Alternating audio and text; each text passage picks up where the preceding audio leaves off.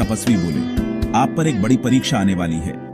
आकाश के सप्तऋषि तारों पर एक भयंकर श्राप पड़ा है।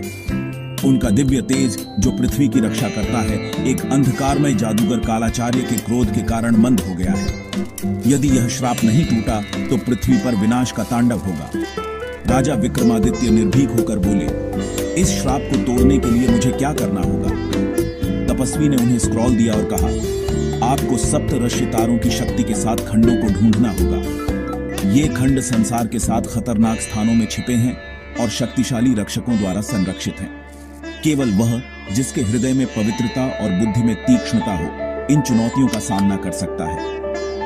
विक्रमादित्य ने अपने रहस्यमय साथी बेताल के साथ इस कठिन यात्रा की शुरुआत की। बेताल, जो उनकी पीठ पर सवार रहता था, उन्हें पहेलियों से परखता और संकेत देता। पहला खंड मृग तृष्णा के मरुस्थल में था, जहां झूठे स्वप्न और भ्रम नाचते थे।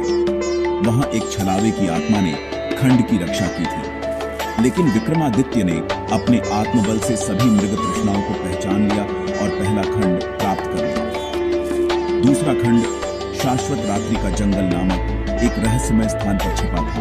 यह जंगल इतना घना था कि यहाँ सूर्य की किरणें भी कभी प्रवेश नहीं कर पाती थी। चारों ओर केवल अंधकार और सन्नाटा था।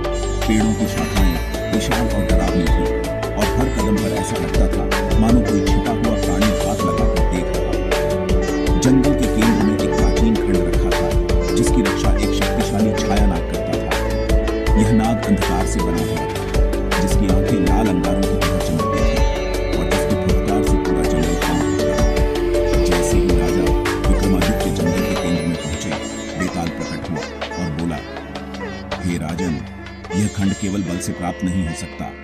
छाया नाग को हराने के लिए तुम्हें पहले उसकी पहेलियों का उत्तर देना होगा।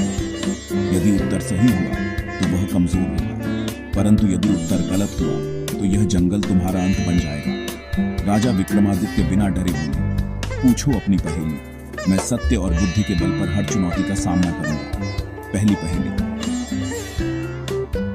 मैं वह हूं जो अंधकार में रहता हूं पर उजाले से डरता हूं। मैं सबके पास हूं पर फिर भी कोई मुझे नहीं देख सकता। मैं कौन हूं? राजा ने तुरंत उत्तर दिया, ये छाया है। छाया नाग की फुफकार धीमी पड़ गई। दूसरी पहेली, मैं स्थिर हूं फिर भी चलता हूं। मुझ में जीवन है पर मैं जीवित नहीं। जो मुझ में देखता है वह अपना सत्य देखता है। मैं कौन हूं? राजा ने बिना किसी झिझक के उत्तर दिया, यह जल है। छाया नाग और कमजोर हो गया। उसकी लाल आंखों की चमक मध्यम पड़ने लगी। तीसरी और अंतिम पहेली,